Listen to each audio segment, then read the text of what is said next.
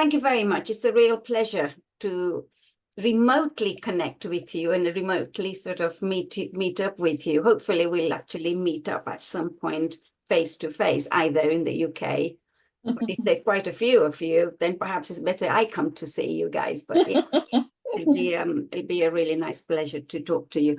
So just a very quick background about me. I am a professor at Anglia Ruskin University. I became a professor a long time ago in 2001.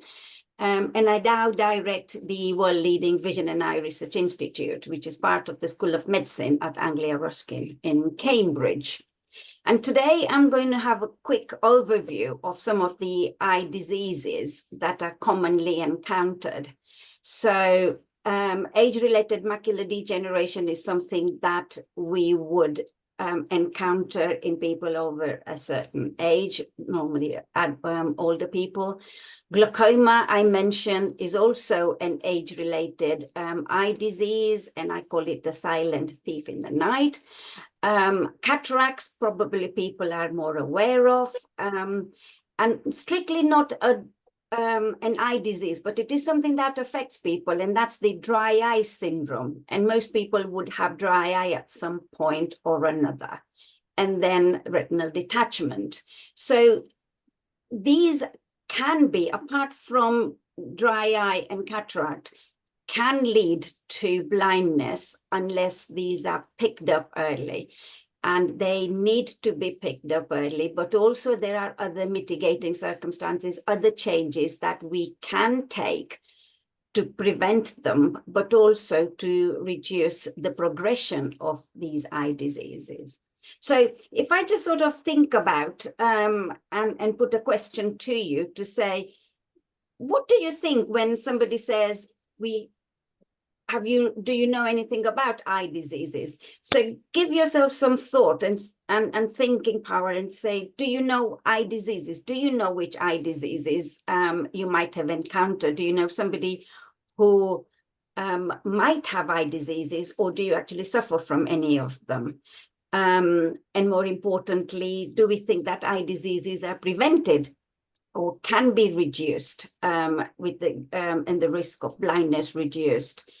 And then we'll talk about each one of them. But I might even want to sort of put something in like, do we know what the leading cause of blindness is worldwide? And you'd be very, very surprised at the answer, because think about our world and think about the world we live in, and think about not Canada, not USA, not the high income countries, but what might be the leading cause of blindness in the world, which is made up of a lot of low income countries.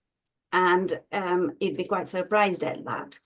And I'm happy to answer that question. I'm also happy to answer a question which I get asked very, very often, is will wearing glasses actually make my eyes worse, and should I go without? So let's go into the eye diseases first, and let's talk about age-related macular degeneration. Now, before I go on to this, this is not an anatomy lesson, but I'm just going to talk very, very briefly about the eye and what the eye's structure is made up of. So this is a cross section. When you take an eye and cut it in half, this is the cornea. This is the transparent part of the cornea, and this of the eye, and it has many, many nerve cells. And if you irritate this is what gets irritated when you have an infection, for example, and it has so many nerve cells, but it is completely transparent. And when you look at the eye, it's behind the eye, which is the iris, which is the colored part of the eye. And this is what forms our color. So when somebody says we've got blue eyes or gray eyes or brown eyes, this bit is pigmented. So if there's less pigmentation, it's blue eyes. If there's quite a lot of pigmentation, that pigmentation makes you go on to a darker eye. So Nazma, for example, are bound to have sort of a lot more pigmentation, for example, whereas blue-eyed people will not have as much. But this is what shows us to be our color of the eye. But that's because it's got a front of the eye, which is the cornea, which is transparent. So dry eye syndrome tends to affect this part of the eye, and what happens is the tears don't go over that part of the eye as well, and that causes irritation to the front of the eye, and that gives us what is called dry eye. But I'll talk about that in a bit. We have a lens behind the iris, and that lens changes when you're looking at a distance object and a near object.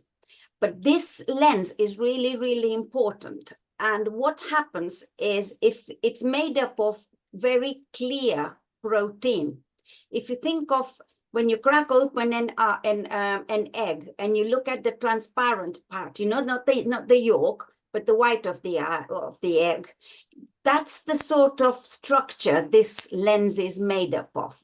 Now, as we get older, that then becomes cloudy. And when that becomes cloudy, we get what is called a cataract. So the cataract is just denaturing of the protein of the lens of the eye. So when you boil an egg or you fry an egg, that white of the eye, of the egg, will become opaque. And then you can't see the pattern on your plate, for example. And that's what happens. So when this becomes cloudy, we get what is called a cataract. Now, in between the cornea and the iris, there is this part, which is called the anterior chamber. And when this angle becomes smaller, this starts increasing the actual fluid of the inside the eye, and that then causes glaucoma. Okay, so it's this bit which usually leads to glaucoma. Now, inside the eye, in the retina, so that we have three layers. One is the retina, which is the inside of the eye. And then there's a middle layer, which is called the choroid. And the choroid produces has a blood, it's a layer of blood vessels. On the retina itself, there is a very small part called the macula, but it is a really, really, really important part of the eye. And damage to the macula will give rise to age-related macular degeneration. Now, also in the retina, there is something which attaches the retina to the second layer, which is the choroid. But when that falls away, we get what is called retinal detachment, and that's sight losing as well. So I won't go too much into detail, but just one more point is that this is the optic nerve, and this optic nerve is the one that attaches or goes to the brain. So the eye is actually part of the brain. And in an infant, when the brain is forming, the eye also then sends out a stalk and then forms the two eyes. And that stalk then becomes the optic nerve. So let's talk about macular degeneration. Now, the central part of our eye, which is the macula, is really, really important. It's important for reading. It's important for face recognition. It's important for very fine detail. And it's only that little bit that is subserved by the macula. But if you think about it, any changes in the macula will cause problems to the central part of our vision. The rest is all peripheral vision. So the rest of the eye, rest of the retina, subserves or serves the peripheral vision of our vision, of our everyday vision. And we don't really think much about it, but it is really, really important. If you think about, if you're wanting to see a cyclist coming in your line of vision or on the side of your eyes or your side of your vision, it's your peripheral vision that is important. So what happens in macular degeneration? So it's a leading cause of blindness in the elderly. That's why it's called age-related macular degeneration. The risk increases as you get older. Now, macula does get affected in younger children too, but that's more an inherited disease. And it's really what will cause blurring of your central vision.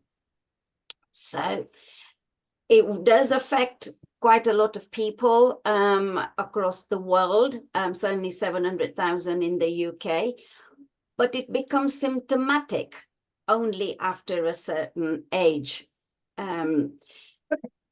And your central vision is affected. It can affect one or both eyes. It is painless. And it gives you increasing difficulty with ordinary tasks. And these are the tasks we need to have a good quality of life. So if you think about it, if you couldn't read, you couldn't see, recognizing, driving, etc. Now, what also happens, and I'm going to talk about that in a minute, but if you think about, or if you see a text of line appear blurred or distorted, or you see straight lines that appear crooked, or reading is difficult, first thing is it is possible, if the reading is difficult, that it may be that you need a prescription change. Your reading glasses might need changing. However, if you see straight lines that look as if they're appearing crooked, or somebody's face is looking blurred, then this needs to be looked at, really. And as the symptoms increase, the actual central vision, and as the disease progresses, the central vision starts losing the capacity to be able to see clearly. But if you see, it actually just affects the central vision, it doesn't affect the peripheral vision. Okay, so peripheral vision is not actually affected in AMD until very late cases. And then there are two types of AMD. Now, the majority of cases in AMD is dry or what we call non-exudative AMD. And it's a normal aging process. And what happens is you get droplets of fat starts accumulating in the retina. And they accumulate because as we get older, the retina, the actual layer, starts disintegrating, like everything else in the body starts disintegrating, as we know. And then droplets of what we call lipid androgen starts coming into the retina. And it is a gradual progression of symptoms. There is no effective treatment yet, but it takes a long, long time to get there in most cases. And then we have something that needs to be checked and picked up quite quickly. And that's wet age-related macular degeneration. And this happens, so instead of the fatty tissue going through, what we might also get between the choroid and the retina, we might get blood vessels going through. And these blood vessels are very, very fragile, and they leak. And when they leak, they form scar tissue. And when you get scar tissue, you get very rapid progression of symptoms, okay? So this is really, really quite important to know, because if you suddenly get a sudden loss of vision over a week, and what is also really, really important is that because it may affect one eye and not the other, and because we look with both eyes together, sometimes if there is an eye that is going towards wet AMD, it is difficult for the patient to know unless they cover each eye individually. And that's really, really important. So if you don't take anything away today, just take away one thing, and that is check your eyes individually every so often, every 2 weeks, every 10 days. Because if there's any changes in your eye, binocularly, we don't actually pick that up as easily as each eye individually. Okay, so there are a number of risk factors. Smoking is a significant risk factor for age-related macular degeneration. Obviously, the biggest risk is age, but there's not much we can do about age. It's non-modifiable. Might be good if we can, but we can't. And then the modifiable risk factors include smoking, increased BMI, being overweight, prolonged UV light exposure is also really important. So it's not something that would happen if you go on holiday, but if you've been exposed to sunlight. अब इसको क्या करना होगा? इसको खत्म करूं यहाँ से. Okay. Error हो गया ये. So if you've got a prolonged light exposure, if you've been born in Africa, for example, as I have, and I know that Canada has a lot of UV exposure, it's really, really important to make sure that when you go out, you have a good, you do have some really good sunglasses, and keep them not as fashion statements, but really to protect your eyes from UV damage. And poor diet is also a significant risk factors. So start eating green leafy vegetables. Green leafy vegetables have got a lot of antioxidants properties. Blueberries have got a lot of antioxidants properties. Try to include that in your diet, because that's really, really important. And try to go away from things that we all know isn't going to work very well. So too much meat, for example, isn't that great. So start including leafy vegetables in your diet. Start increasing antioxidants, and that will reduce the risk of blindness. It will reduce the risk of AMD, and that is shown by research. Now, what I would also like to mention is that treatment, first of all, it's really, really important to pick it up quickly, and don't get too worried if you do get it, but just make sure that it is picked up and it is referred. And after it's been referred, there is a treatment, and that means that treatment is anti-VEGF. Anti-VEGF is something that will reduce the blood vessels forming in your retina. So it will stop it. What it will not do is it won't cure what has happened before. So if you go later, it needs then, and there's more progression, then after that treatment, that progression can decrease, but you can't reverse it. Okay, so early detection is really key to management. And like I mentioned, green leafy vegetables, use of sunglasses, etc., etc. Now, I'm not here as a harbinger of doom. All I'm trying to do is just sort of get you or make you aware of things that can help in prevention, really. Very much like, you know, physical activity is good for your cardiovascular health.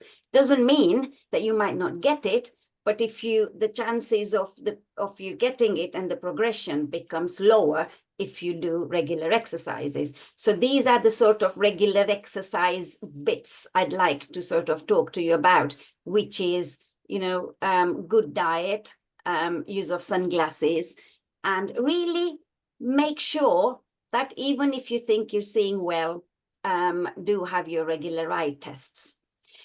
Going on to glaucoma. So glaucoma is what I call a silent disease. And that's because you get optic nerve damage. And that's because the pressure inside this part of the eye builds up, and then it increases the pressure overall. And this leads to irreversible vision loss and blindness. And again, it can affect both eyes, but severity might be different. Now, unlike macular degeneration, glaucoma does not affect the central vision. It affects your peripheral vision. And because it affects your peripheral vision, it is sometimes difficult for the patient or the person to know that they've got this contraction of peripheral vision, because if you can't see something in the periphery, we would automatically move our eyes to try to see it. So you can only pick up this through tests when you go for routine eye examinations. And it may also be that even if you don't see, if you see very well, it's really quite important, because you may see very well in your central vision, but your peripheral vision might be getting defect, might have a problem with it, and you might be losing some sort of peripheral vision, but you're not aware of it. And then what happens is, as you get, as the disease progresses, the actual peripheral vision starts encroaching into your vision. And then you will start noticing it. But it really needs to be picked up at an early stage. And again, easily done. The most common cause of glaucoma is primary open angle glaucoma. It is completely asymptomatic, but it is preventable in the sense you can stop its progression through a lot of good treatment that's available. The other type of glaucoma, you will know straight away, because you get a very sudden rise of intraocular pressure inside the eye. It is symptomatic. It is actually really very, very painful. It's called the dental abscess of the eye. You will know when you get it. And what will happen is, whoever you go to see, because you will go and see somebody, that rapid rise in pressure will cause headaches and eye pain, and it will give you a rapid loss of vision. But again, if it's been picked up quite quickly, and you will pick it up quickly, or then the drugs will just reduce the actual pressure, and it comes back to normal. So how do we stop that silent killer of the eyes, which is glaucoma? Routine eye examination. And really, with routine eye examination, even if you're seeing so well central vision, just go and have your routine eye test, because that routine eye test will check pressures. It will also check your visual fields. So if you look at this is what happens, you know, when you sit in front of a machine, and that machine where you're given loads of spots of light, and you have to say how many you can see, or press a buzzer when you can see it. So this will indicate that your central vision is really good, but your peripheral vision needs looking at. And it is something that can be prevented from getting worse, but it does need to be picked up early. Cataract. So a cataract is not an eye disease, because it will happen irrespective of whether you whether you're young, whether you're old, whether you're you know, what ethnic group you are in. As long as you're older, the eye just gradually, the lens just gradually loses its transparency. So this is cloudiness of the lens of the eye. And it may be that some of you have actually had a cataract extraction done. It is normal. I don't actually call it an eye disease. And it is something that you will notice. It may occur in one eye or in both eyes simultaneously. Usually one eye is affected more than the other. And what you would get is gradual decrease in your vision. So you might start getting blurred or misty vision. You have difficulty with reading and driving and glare, halos around sources. Colors appear faded. You might see double vision in one eye. If you see double vision and you close one eye and that double vision goes away, then it means that the two eyes are not working together very well. So it may be a neurological problem. Maybe the eyes are just not moving properly, and that needs to be looked at. But if you have double vision when you even cover one eye, then it's usually due to a cataract, because what a cataract might do is just split the image, depending on what type of cataract it is. And then who gets it? Again, a slot. The older we get, the higher the chances of cataract. Family history. Some systematic conditions such as diabetes will increase the risk of cataract, especially if diabetes isn't well controlled. Smoking and alcohol intake will also increase your risk. Steroids and prolonged medications will increase your risk. Or if you've had eye surgery or penetrating eye injury, then that does increase your risk. But like I mentioned, it's not, it may be something that's worrying, but it's actually not something that is a problem as such, because a cataract can be removed and an intraocular lens put in its place. But it is something that you may want to just sort of try to avoid in terms of risk factors. So, and how do you decrease that risk? Sunglasses we've mentioned, and really I'm not getting any money out of the sunglass manufacturers. A balanced diet, again, if you've got diabetes, it's really important for diabetes to be well controlled, and really smoking and alcohol reduction. Now, retinal detachment is another thing that needs to be looked at and understood, so that we can prevent any more complications that might happen. So retinal detachment is when the retina just comes away from the rest of the eye. Okay, so that's the retina inside, and that's just come away, and it's a retinal detachment. Now, this is actually an urgent referral. But how would you know? So if you have a sudden appearance of spots, floaters, little flies that come into your line of vision, or you suddenly start thinking, oh, I've got a lot more floaters. Suddenly I've got a lot of these flies and I can't catch them and I can't get rid of them. And they carry on increasing over a 2-day or a 3-day period. And if they become quite a lot, suddenly, I mean, if most people have 2 or 3 floaters anyway, and they do increase as you get older. But if you get a sudden onset of them, then it is something that needs to be looked at. If you've got flashes of light, for example, with the floaters, then that's an added risk.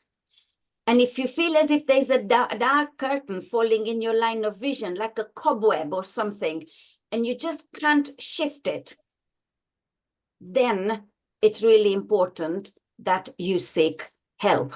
Don't sit on it thinking it'll go away, because it won't.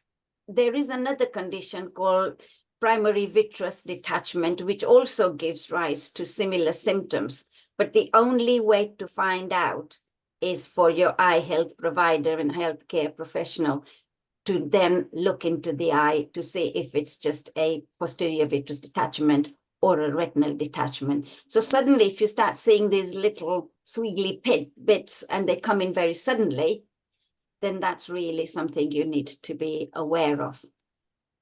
So, you know, a sort of a shadow in your line of vision, for example, or you just feel as if there's a cobweb-like thing in your line of vision, and it's only in one eye and not the other, then it is something that needs to be looked at. Now, you may get flashing of lights if you suffer from migraine, but you shouldn't get spots of light. You shouldn't get floaters, and you really shouldn't get that dark curtain falling in your line of vision that is sustained. So other thing is, if you've had a sports injury, and squash is notorious for this, because the size of the ball, the squash ball, is exactly the same size as our orbit, and it goes right in. So try to, if you're playing sports, just make sure that you always wear protective glasses. Or if you've had a serious eye injury, if you've had a trauma, if you've fallen down and you've damaged, you know, your head, you've had a head trauma, that concussion can actually also cause retinal detachment. So really quite important. Needless to say that, you know, if you're doing gardening, it is very, very, very easy for little twigs of your tree to just come and get attached to your eye or just brush past your eye, becomes quite problematic. So if you don't wear glasses, glasses is protective, but if you don't wear glasses, then try to wear either your sunglasses or some protective glasses when you're gardening, because that's really, really important. Dry eye syndrome, again, I don't call it an eye disease, but I think it's something that affects a lot of us. So dry eye is caused when we don't have enough tears. And those tears then don't come and lubricate our eyes. It's a bit like a creaky door, which actually needs lubrication, some oil, to make sure that it, you know, moves nicely. Exactly the same thing. If your tears are not adequate, then the eyelids that go over the eye will cause that friction, and it will give you dry eyes. But it's a little bit more involved than that, because it's not just the tears, it's not just the watery part of the tears that are important. There are 3 layers of the tear film. The topmost layer is an oily layer, and that reduces the evaporation of our watery layer. So if you think about a cup of water, and if you put a layer of oil on it, that water will not evaporate as much. And that's the reason we actually have an oily layer of our tears. Now, that oily layer is produced by our eyelids. So if you have, for any reason, blockage of your what we call meibomian glands of your eyelids, then that oily layer isn't produced. So even though you might produce a really good layer of that watery layer, if you don't have that, then whatever tears you produce gets evaporated very quickly, and they don't lubricate your eye. And this is something that can easily be remedied, and it's something that's really, really quite common. So if you have blocked ducts, what you need to do is just try to open up the glands with hot compresses, and I'll talk about that in a minute. So just to quickly go through this. So you might have production of the tear film, but you also might have problems with the drainage. but it's really the quality of the tear film and the fact that there is no oil on it that is one of the major problems with or reasons for dry eye syndrome. And what sort of symptoms might that give you? It might give you burning sensation, sandy sensation, blurred vision, a red eye, and increased sensitivity to light and to cigarette smoke. And we've all been there.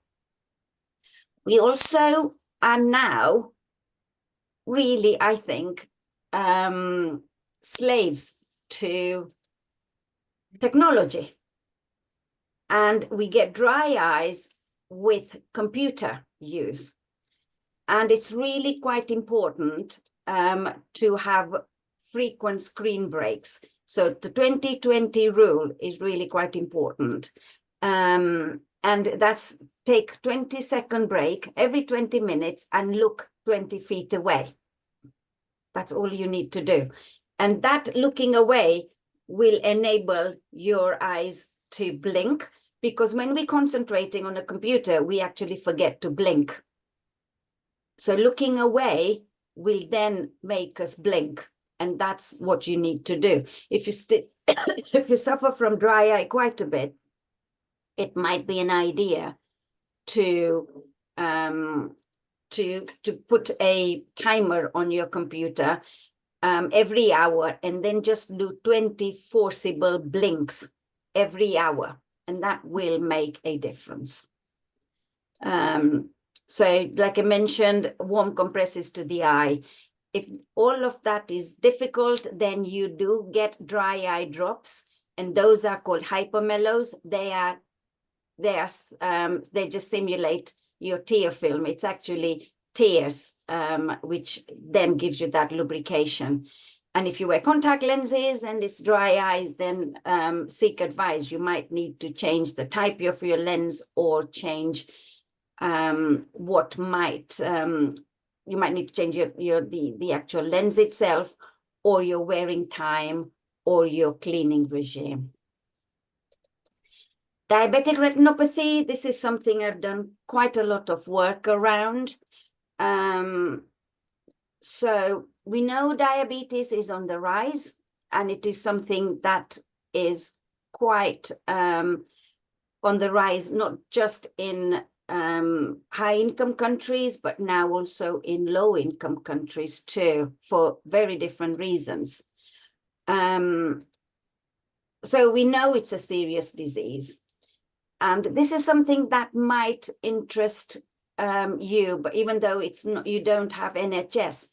So our NHS spends £1.5 million an hour on diabetes. And that's £25,000 being spent on diabetes every minute. But it's not actually on treating diabetes. It's actually treating the complications of diabetes and uncontrolled diabetes. So we do know the major complications of diabetes include the eye, the kidneys, neuropathy, brain, heart, and also the extremities. And again, looking at diabetic complications in the eye, they need to be picked up quickly, but also we need to sort of look at prevention of these diseases in the first place. So complications in the eye, mostly due to uncontrolled diabetes, but not always. Sometimes there are non-modifiable factors. If you've had diabetes for a long time, there's not much you can do about it. Older people, the older you get, that's a non-modifiable risk factor. But as long as you try to keep your diabetes well controlled over a long period, then the risk actually decreases. So if you have transient changes in your vision, if your vision keeps going backwards and forwards over a very short period of time, then it's likely that your blood sugar level isn't controlled that day.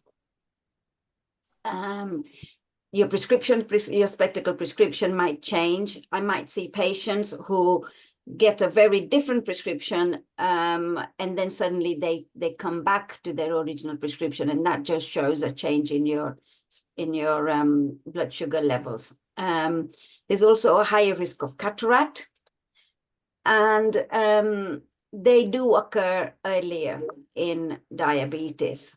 And really, diabetic retinopathy is the leading cause of preventable sight loss in the working population. And it is something that really needs attention. And it can be prevented. So how do you prevent diabetic retinopathy? First of all, diabetes needs to be picked up. It needs to be diagnosed. And a lot of the low and middle income countries don't actually have that. But early detection is really, really important. So even if you're seeing well, and you might be seeing really well, it's really important that you attend retinal screening, because that will reduce the risk of blindness by 60 to 90%. So let's just discuss perhaps who's more at risk of diabetic retinopathy.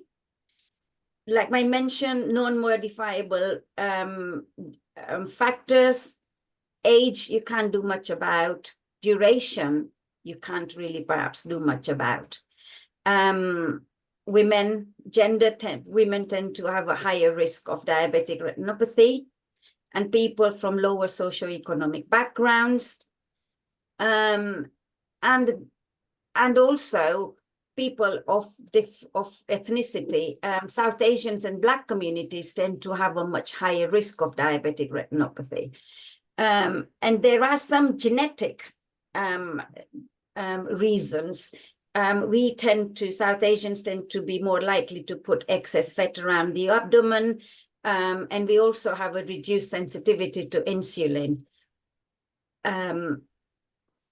But if we can look at some of these following, then the risk will be reduced. So one thing I can't stress enough is retinal screening. Don't be tempted to miss out your appointments. Even if you're seeing so well, you will not need to go and have a new pair of glasses.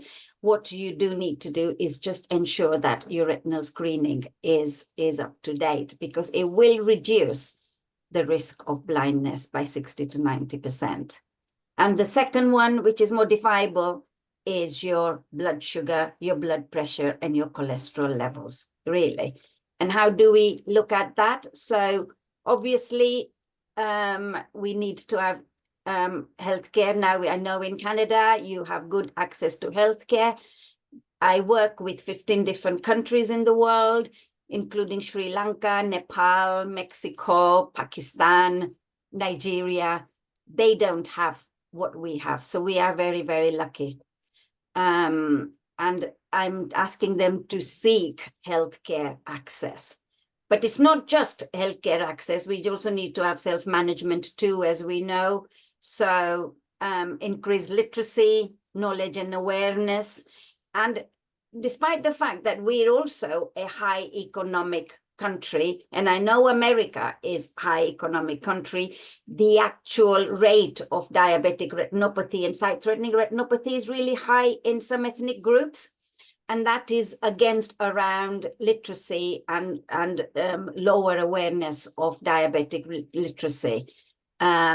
Smoking and alcohol, again, will reduce the risk if you give that up. Diet, we all know about, and I'm sure all your healthcare and your nurses would tell you about it. Physical activity. Now, interestingly, we did a research project in some of our illiterate groups who didn't read and write English. So they're not really literate, but they didn't have the skills of reading and writing in English.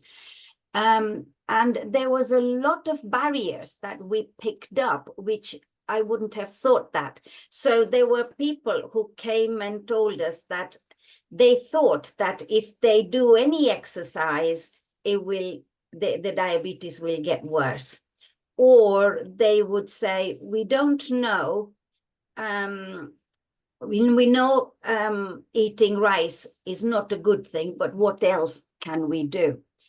There are a lot of other barriers. For example, if I just pray 1 hour, 10 minutes a day and do my namaz, then that's enough exercise. So there's a lot of barriers in terms of literacy. There's a lot of myths, certainly in some of our communities, which we have tried to dispel.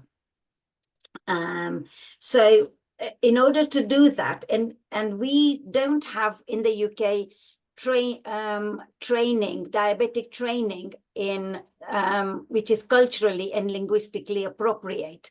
So what we've done is we've developed training videos in 15 different languages. And you must welcome to take that QR code or write to me. If you know somebody who might benefit from this training video and training in different languages, you most welcome to pass that on. And this has actually improved and reduced the risk of blindness significantly. And thank you. I think I've been talking for 48 minutes. So shall I just stop sharing? And I'm happy to take questions. Thank you very much, Dr. Pardhan, for that really informative presentation. I'll just mention to everybody, you're welcome to post a question in the chat or just raise your hand and then speak and ask a question verbally. Perhaps I can get us started by saying, you mentioned at the start,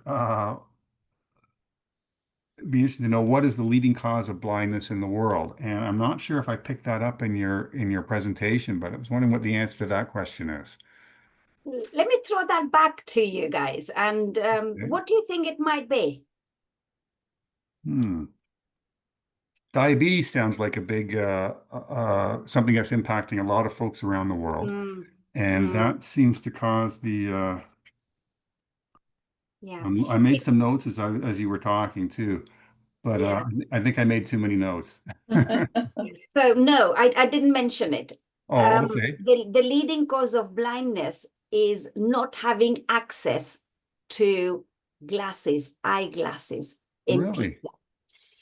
It is, and also cataract. It is, both of these are completely reversible. We can reverse a cataract, we can take it out and you would get vision.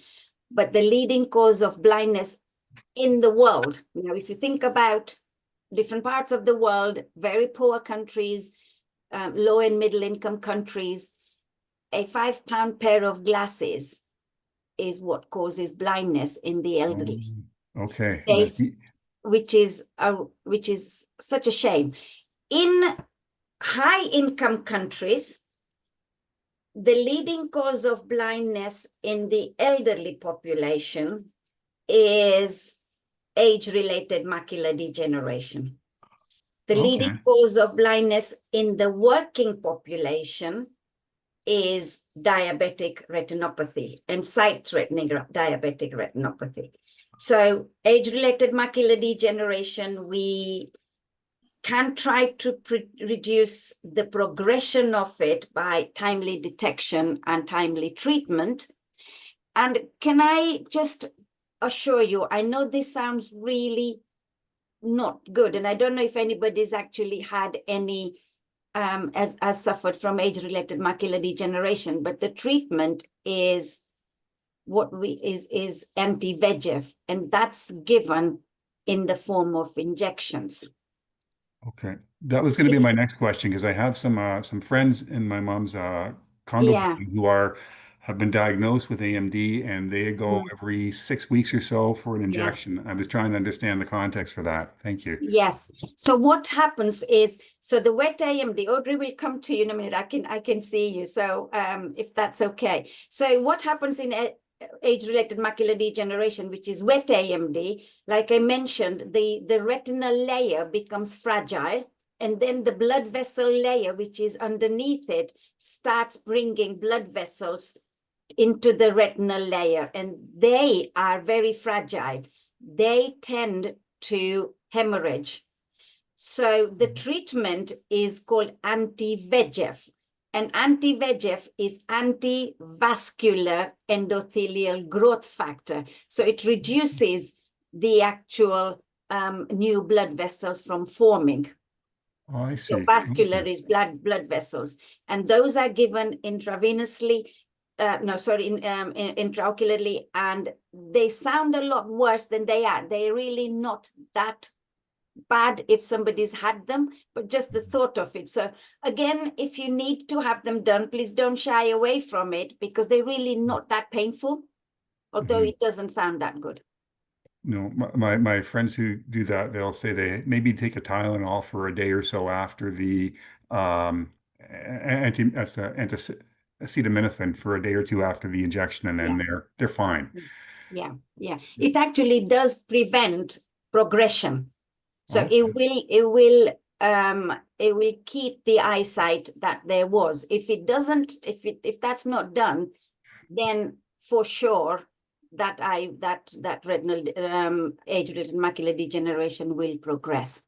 But this was really this was not to worry you and say this is about just trying to make sure that don't get too worried. This is sort of unraveling the mysteries of different eye diseases, but also trying to prevent them. Because sometimes it's the fear of the unknown, really, that is perhaps even worse than thinking about, getting treatment or seeking help. Whatever you do, seek help, because it will get picked up. Well, of course. I think Audrey has a question or a comment. Audrey, do you want to unmute yourself, Audrey? We just can't hear you. Yeah. Audrey, we just can't hear you. Okay, found Now it. we can hear you. I just want to say that I'm so old. I'm 96, and you've covered everything I think that I've encountered. But right now I have age-related macular degeneration in one eye. And so I've been to Retina Institute, and I go regularly to my eye doctor and so on. I'm being carefully looked after. And I've been told with my checkups that I can drive my car, I can go anywhere I want, etc. Well, I live in Toronto. I'm not going to drive anywhere I want. But the question I really have is, what if you have surgery and you have to have a general anesthetic? Does it take you a little while to get over that with your eyes? You mean general anesthetic? Surgery on the eye or surgery somewhere else? Elsewhere, but it's the anesthetic. Yes, but are you thinking, so it will make no difference whatsoever? The eye isn't going to get affected at all with general anesthetic at all, Audrey? That's great. And well done. You're doing really, really well. Yes, So and I'm assuming you have dry AMD? Yes, that's it. Yes. And that's being watched so that it doesn't change or they catch it very quickly. Yeah. Just keep eating those green vegetables, won't you? And I have a chart that I cover one eye. I do that every week. Brilliant. Yeah. And that's really, really important. So, if you were thinking about some take-home messages, because I do realize there was a lot of things I brought here. One eye individually every now and again, if you start seeing waviness, if you start seeing flashes and floaters and they increase, and also, although you might think that you would know if there was peripheral vision loss, you wouldn't, because I know people who've got really small central vision because their glaucoma has caused them to more or less have tunnel vision. And they don't realize it because all we do is just move our eyes and our head about to pick that up. So keep up with the eye tests. And I think we're so lucky to live in the countries that we do, so that we do have that access. I feel blessed. Yes, yeah, so do we all. Yeah. We have a question in the chat from Anil. He says regarding glaucoma, is the laser treatment for opening the drainage for open angle that's recommended? What are the consequences? And he's mentioning a question about although drops like Symbrosia and Travopost are recommended to control pressure. I think he's just looking for a little more background there. Yeah, so Anil, you could have drops, and you have drops for the rest of your life, really. But if you've been offered surgery, then all they do is, if you think about it, you've got quite a lot of fluid in the eye. And what they would do is they would just put a little sort of drainage out. And if you were offered that, then I would take it. There's not that many side effects to it, and a lot of people have it.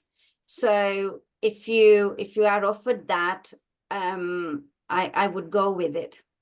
Or it just depends on what type it is, really, because sometimes you get little bits of the iris being removed, and that might increase some halos depending on where you are.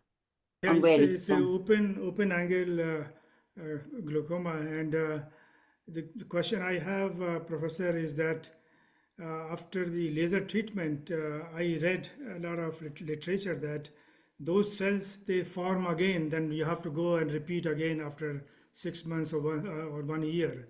So that frequency will go up once you start doing the laser treatment. Is that something you have experience, or you can throw some light, please? So is this laser treatment actually do you know what it's called? Because if you have that drainage, then as long as the drain is removing fluid all the time. So if you have a pipe and there's fluid going through that, then it doesn't clog up. Yeah, if you think about it, in terms of just physics, and you've put a pipe that just slowly removes fluid so that it doesn't increase the pressure, it doesn't actually clog up at all, unless it wasn't big enough or there was a problem. But usually you don't need to have that repeat. And if you did need that repeat, it's still just perhaps once every 3-4 years if it does get clogged up. But usually it doesn't really. So in that case, then those drops, then I don't have to put those drops after this laser treatment, right? Well, that's the idea, because the drops, what happens is, if you think about, let's say an eye is like a balloon, okay? Now fluid is being produced all the time, and fluid is being drained all the time. But sometimes there is more fluid, or sometimes there is less drainage. But either way, we need to just decrease the amount of fluid that's being produced, because and the fluid that's in the eye. So the drops actually decrease the amount of fluid being produced, whereas that pipe I talked to you about actually doesn't affect the actual production of the fluid. It just increases the drainage so that the pressure is maintained. You can do it either way, but I would be very surprised if you had to do both, unless your pressure was very high. But even then, you would get that pressure lowered, and then the sustained treatment. Does that make sense, Anil? Yeah, actually, other questions are there, but there's no time much left. No, go ahead. I'll go on to Deepak had a question. Does doing eye exercises help? Can floaters be treated? And is there any difference between splashing water to the eye and putting in eye drops? Okay, 3 questions. Let's start with 1. Okay. So the first question is eye exercise. Eye exercise isn't going to reduce the risk of any of these eye diseases. Okay. But what eye exercises might do, if you do a lot of blinking exercise, is it will increase that flow of tears onto the front of the eye, so the eye gets lubricated. Okay, that's number 1. Can I can't floaters be remember this. treated? Yeah. What's the second one, Deepak? Can floaters be treated? Floaters, well, again, if there is a floater in your eye, and it could just be that you've got one floater in the eye, and that floater is because there are cells inside the retina. They clump together and then it floats about. You cannot get rid of it because if the eye is a closed cavity, it's like a balloon that's sealed. So you cannot take that floater out. But what happens is that floater with gravity will keep coming down and coming down onto the bottom of the eye, and then you wouldn't see it anymore. So, or if it's still there, you would learn to ignore it because your brain just compensates and starts looking around it. However, if you get a lot of those floaters, then that needs to be seen very quickly. Okay. And is there any difference between splashing water to the eyes and putting in eye drops?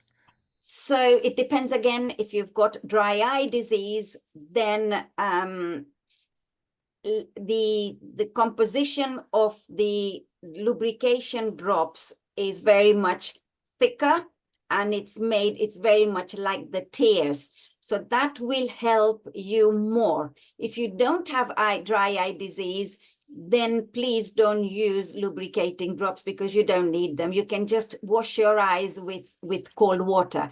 Try not to use standing water. Try not to use, I remember when I was a child, and certainly in South Asian communities, we used to have a tea bag and use water from the tea bag and, let it soak overnight. There was a bit of research done on that, and it looked as if the anti-inflammatory properties of the tea bag or the tea might influence things, but I wouldn't recommend it because putting water in a jar overnight actually produces a lot of bacteria, so you're doing more harm than ever. So if you're ever going to be using water on your eyes and splashing water on your eyes, make sure that the water is from a cold running tap and not from a hot water tank. So try not to put hot water and cold water together. Certainly, I don't know what it is in Canada, but we have tanks here. So the hot water sits in a tank and it has a lot of bacteria in it. If you then mix it with cold water, you've got bacteria in. So just make sure that you get running water when you clean your eyes. Okay, thank you. Wow. Kush Bagley is asking, we're talking about Canadian specific brands here, but he's asking if there's a specific brand of over-the-counter eye drops are better for you, Visine or Systane. And Systane here claims to not have any preservatives. Yeah, so go for, I know both, and I would go for non-preservatives, but only use them if you need them. Don't become used to, because if you think about it, our eyes is an amazing, marvelous thing, really. It's been produced and it's been designed in such a way that it's supposed to be self-sufficient, okay? So we have tears, and the tears are actually produced from the top of your eye, just over the top of the eye. And that's the watery part of the eye. And then we've got that lipid layer that's produced from our eyelids. If you are suffering from dry eyes, I would get those ducts checked first by your optometrist, or do hot water, hot towels to open up the lipid layer, the oily layer, so that the oily layer will reduce that evaporation of tears from your eyes. So I would try to get to the bottom of what's causing it, then just going and addressing the symptom itself. Okay, thank you. And one last question in the chat. And I'm not quite sure I'm understanding it here, but is there any risk of cloudiness on the lens that's been replaced in your eye as a result of cataracts? Okay, I know that. I know the answer. I know what that means. So what happens is sometimes, when the eye is not supposed to be open, but we open it because we want to remove the cataract out, don't we? Right. So when we and although the incision is very small, sometimes what happens is when the new lens is put in, sometimes that new lens actually picks up cells from that little incision we've made. And those cells then start accumulating on the intraocular lens, the new lens that has been put in. So sometimes after the cataract has been taken out and the new lens has been put in, you start losing vision again. And that it's okay. You just go back to your service provider and they will just laser that out. So it can be done. The cataract is not coming back, but it's just some of those cells that have actually accumulated on the lens itself again. And it's an easy fix. Okay, I didn't know. That's interesting. We had one person mentioning a disease. I'm going to spell it Fuchs, Fuchs dystrophy, Yeah. progressive eye disease, and he's saying his doctor really isn't able to provide any remedies. He's taking something called Muto 128. Any thoughts or background about that? Yeah, so Fuchs dystrophy is actually a corneal dystrophy. It is something that affects the front of the eye. There are quite a number of trials ongoing at the moment to try to redress that. But really, unless it's really at a very advanced stage, and you would look at sort of corneal transplants or layers of the cornea, unfortunately, that's where we are at the moment. Okay. And you Sorry. mentioned too, near the start, and something that's interesting to me, the idea, will using glasses make my eyes worse? I don't know So if it's I a myth have or a lot real. of people, yeah, I have a lot of people saying, well, I don't really want to wear my glasses because, you know, they will just make my eyes worse. Okay, it's not going to make your eyes worse. Your prescription isn't going to change at all. Okay. But what will happen is because you are seeing better with your glasses, you become a little bit more dependent on them. Okay. And that's because the brain is saying, I can see better. I'm not taking suboptimal vision anymore. So I want you to put the glasses on so that I can actually work better. Because don't forget, the eye is very much linked to the brain. Right. And, you know, if you don't see very well, the risk of cognitive decline can also increase. So don't be tempted not to wear your glasses because it's not going to actually change your prescription. It's not going to hurt you at all. Okay. But it's just that the brain is saying, please put your glasses on because I want to do other things than start thinking about how to see through this blurred vision. Okay, interesting. Thank you for that explanation, and thank you for all of your clear explanations of the eye and all the parts of it and how they work together and what to watch out for. We appreciate this wonderful you taking the time to reach out to us from across the ocean to keep us better informed. And thank you for going a little over your time. We really No, thank appreciate it. you. How can I say no to Nazma, really? Oh boy. But yeah, you know, it's been a pleasure talking to you, and I hope it was informative. Oh, absolutely, 100%. Yeah. And I think I'm getting indications other people are saying the same. I just to give everybody a status of where we are. You're certainly welcome to stay, Dr. Pardhan. I'm going to have to go, if oh, that's okay. that's All right. just fine. Thank That's just you. fine. Good to Thank meet you. you. Talk to you soon. Take care. Thank Thank you. you. Bye-bye. Nazma, Yeah. sorry, is this tape where we could go back and Yeah. I missed Yeah. a part of okay, thank you guys. Yeah, No Sheila, we problem. are recording this, and we'll All make right, we'll make the recording available on our YouTube channel. Actually, thank you for giving me the prompt there in the coming probably in the coming day or so. Okay, thank you.